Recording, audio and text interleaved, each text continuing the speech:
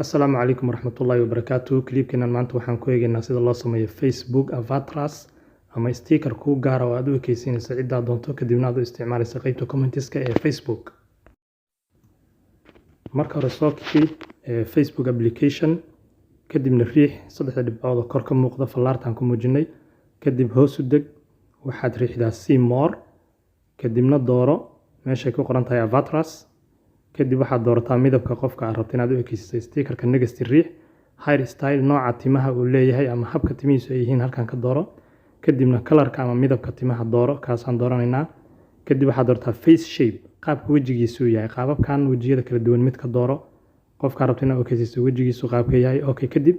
eye shapes waa qaabka indhaha indhihiisu waa qaabka indha yar ba indha waaweyn ba dooro iyadana kadib qaabka indhaha kadib makeup buu leeyahay ka gudub makeupka eyebrows sunniyihii baad dooranaysaa nooca sunniyihiisa sunniyaha markaad doorato kadib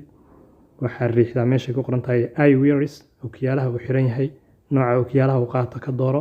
halkan waa nose sanka nooceen dooranaa okay kanaan dooranaynaa halkan waa mouth waa afkii nooca afka noocyada kala duwan halkan waxa weeye wejiga timaha ama garkii shaarabkii kaasaan doortay colorkan ka dhigayna waa madow kaasaan isna dooranaynaa boodiga qofka ma qof buuran ba ma qof caataaba ka dhaxan dooranay kadibna dharka styleka dharka ama dharka ku soo baxo waxaan doortay finaanadan iyo surwaalkan salaan klixi waaya kadib waxyaabaha madaxa lagu xirto koofiyadaas aan dooranay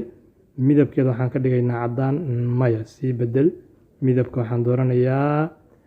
buluug midabka buluugan riixaynaa okay kadibna dhan baan riixnay wax yar baan sugaynaa intuu dhammaynayo kadib waxaa riixda calaamadda next mar labaad next skip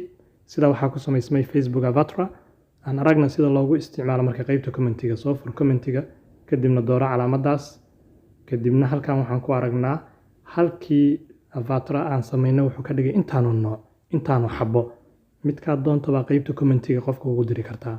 oo kuwii adigu aad samaysay hal mid baa samaysay intaanu qaab buu kaaga dhigay adigu kala xulo dooqaaga hadba ka rabto inaad dirto okay wax badan buu ka sameeyay intaas oo dhan buu ka dhigay okay salahan waxaan dooranayaa xabadaas aan dirayaa kadibna send baan riixaynaa sidaas aad aragtaan ayuu ugu tagay. Assalaamu calaykum warahmatullahi